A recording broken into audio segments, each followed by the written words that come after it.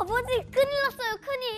야, 큰일은 뭐가 큰일이냐, 나는 이 옆집 양반 위해 가지고 이 장작들을 다 해야 되는 거, 그게 더 큰일이다. 아니, 그게 아니고요. 이제 이 장작 안 하셔도 돼요. 옆집 양반은 전봉준 장군님이 잡아갔거든요. 뭐라고? 이제 양반이나 우리나 똑같이 대우받는 세상이 될 거래요. 이게 무슨 소리냐, 너? 아, 빨리 가봐요, 빨리. 그래, 가자. 당시 조선은 신분이 낮은 백성들이 양반에게 온갖 괴롭힘을 당하고 있었다. 이에 전봉준과 동학농민군은 모든 백성이 평등한 세상을 만들고자 나라의 저항운동을 펼쳤는데, 이를 진압하려 나라에서 보낸 관군 홍계운에게 전봉준은 백성들을 괴롭히는 관리를 벌주고 양반과 노비의 구분이 없는 평등한 세상을 요구하는 등 당시로서는 파격적인 제안을 한다. 우리의 제안을 받아들이겠소.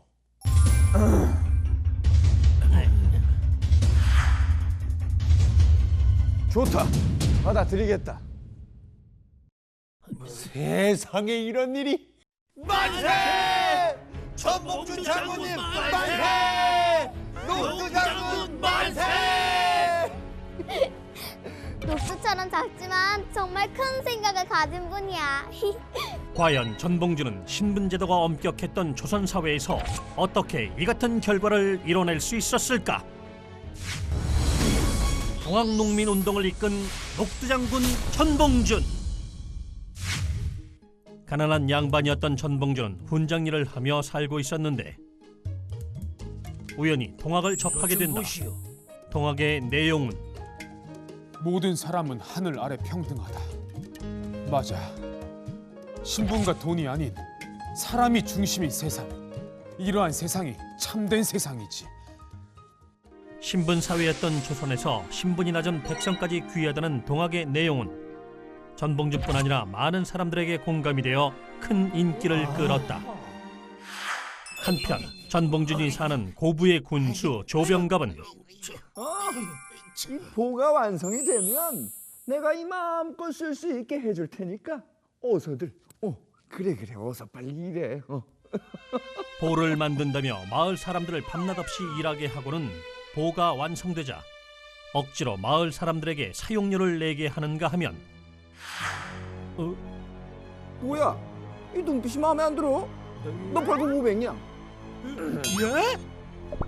아이 참... 넌 200냥. 온갖 누명을 씌워 벌금을 걷고 감옥에 가두는 등 나날이 백성들의 생활을 힘들게 했다. 모든 인간은 하늘 아래 평등하다고 했는데 이렇게 백성들을 함부로 대하다니. 더 이상 두고 볼 수는 없습니다. 그렇지만 괜히 나섰다가 우리들한테까지 불똥이 튀면은 어쩝니까? 그건 그래요. 그건 그래. 내 일이 아니라고 해서 나 몰라라 하는 것은 대장부가 아니지 않소. 다른 사람의 어려움을 함께 나누고 해결해 가야 진정한 대장부 아니겠습니까? 옳소. 맞아요. 그럼 맞고 말고 맞아요. 그렇지. 네 내일이 어딨어?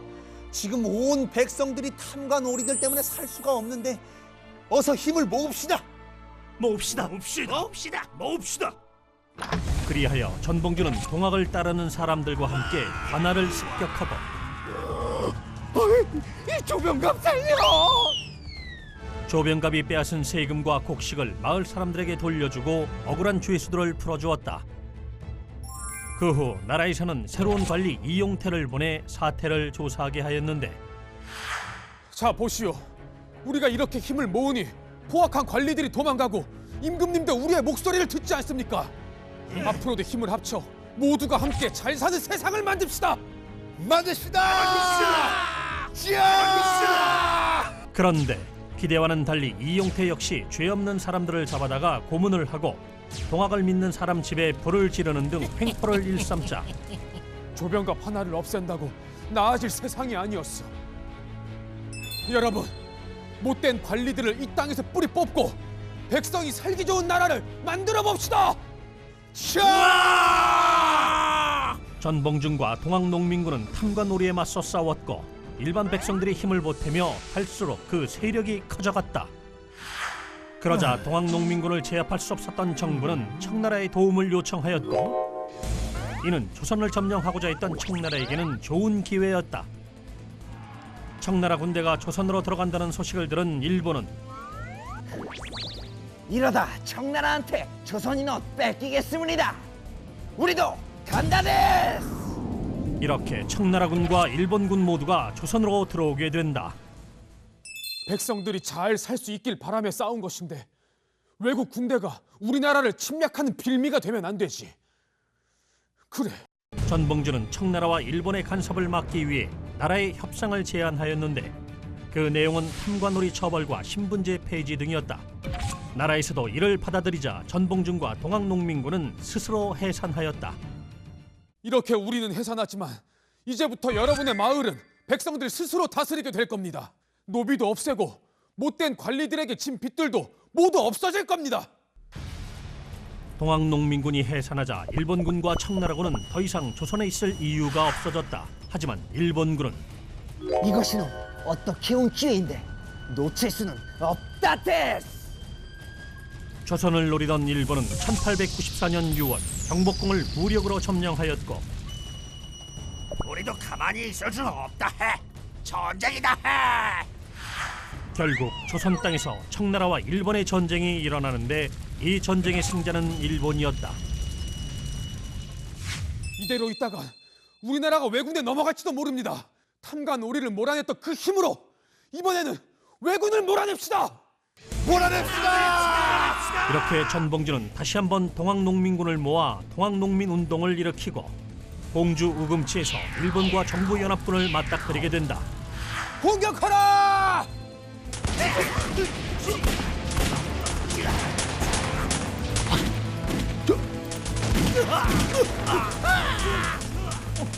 이대로는 안 되겠다.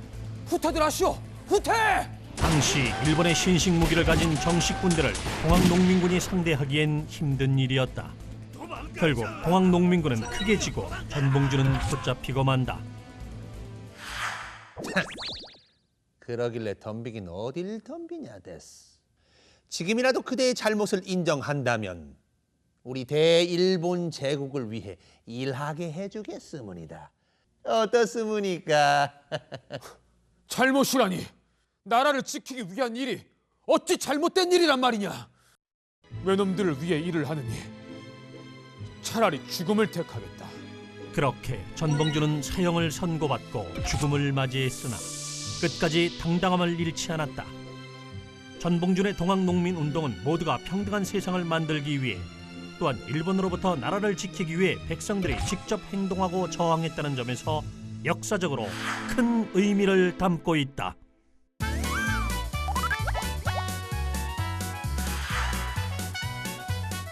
나날이 벼슬아치들의 부정부패가 심해지자 전봉준 장군님과 동학을 믿던 사람들은 힘을 합쳐 세상을 바꾸고자 했어요. 그러자 나라에서는 청나라의 도움을 받아 동학농민군을 해산시키려 했는데요. 다른 나라의 군대가 우리나라에 들어오는 것을 막기 위해 동학농민군은 나라와 협상하고 스스로 해산해요. 그런데 얼마 후 일본이 우리나라를 집어삼키려 하자 다시 한번 전봉준 장군님과 농민들이 뭉치는데요. 안타깝게도 기관총과 대포를 갖고 있던 일본에게 크게 지고 말아요. 하지만 조선의 신분제도와 외국의 침략에 용감하게 맞섰던 전봉준 장군님과 동학 농민군들의 정신은 영원히 잊혀지지 않을 거예요.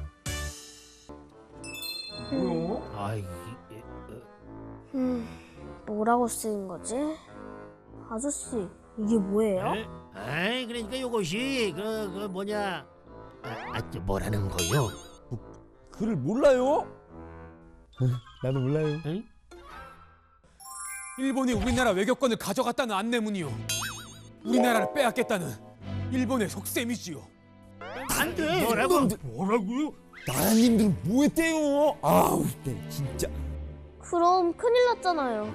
이제 우리나라 없어지는 거예요? 아니, 설사 일본이 우리 땅을 가져간다 하더라도 우리의 말과 글이 있는 한 우리의 정신까지는 빼앗을 수 없단다.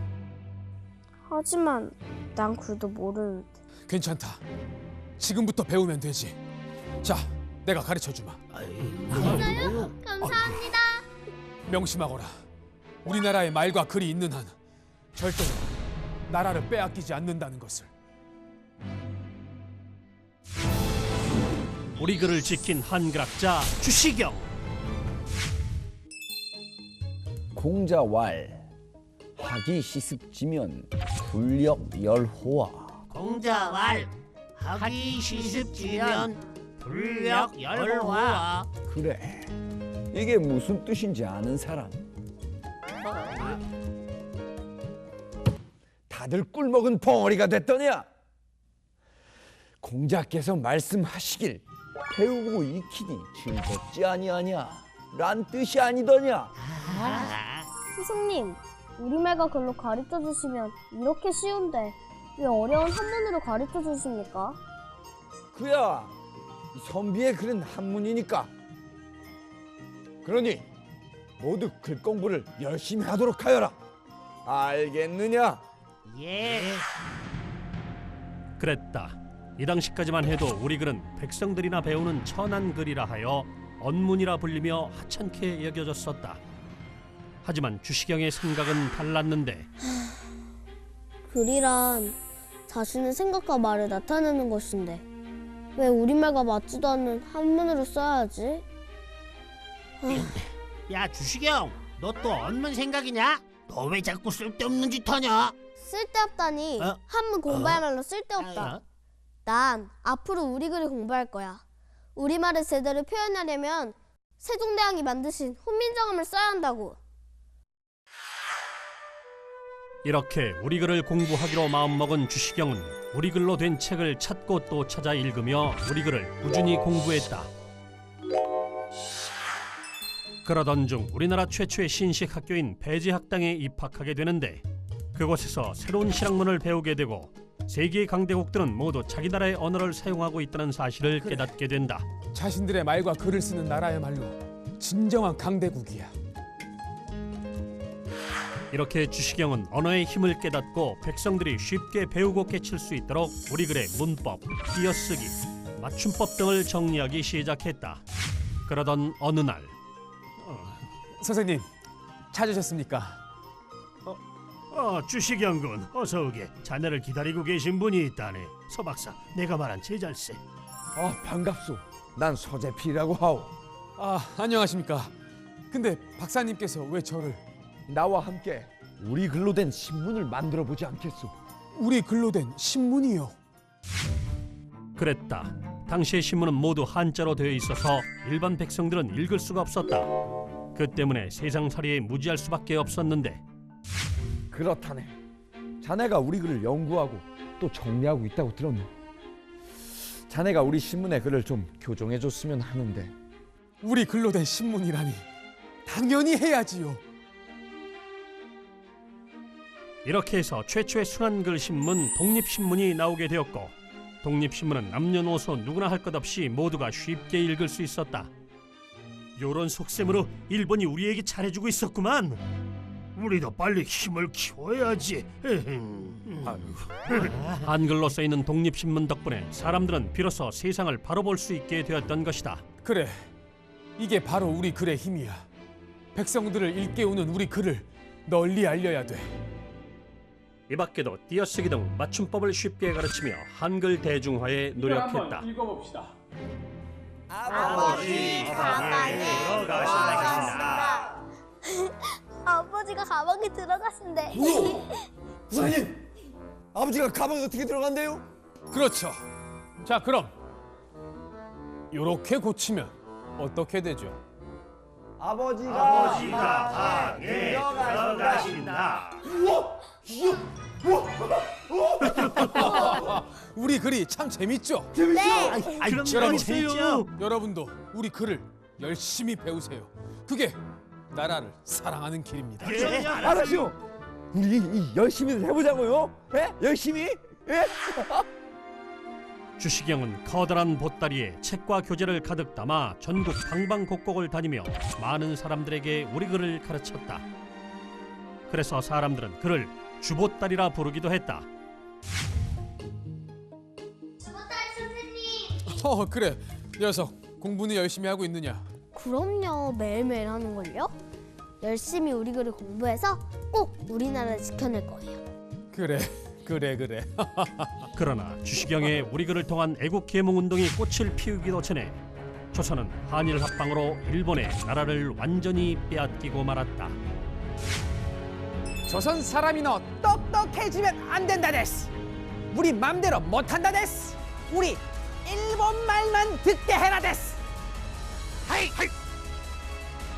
우리나라 사람들이 말과 글을 배워 민족 정신을 일깨울까봐 두려웠던 일본은 점점 우리말을 가르치지 못하도록 탄압했다.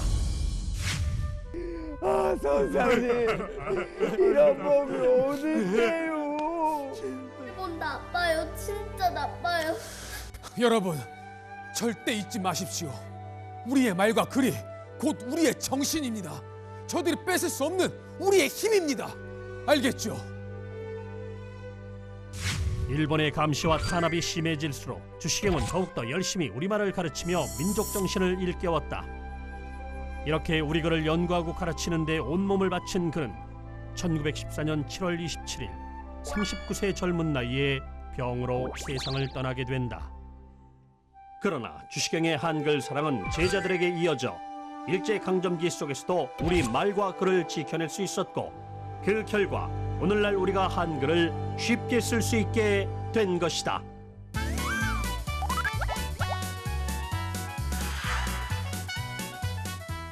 세종대왕님이 만드신 자랑스러운 우리의 한글.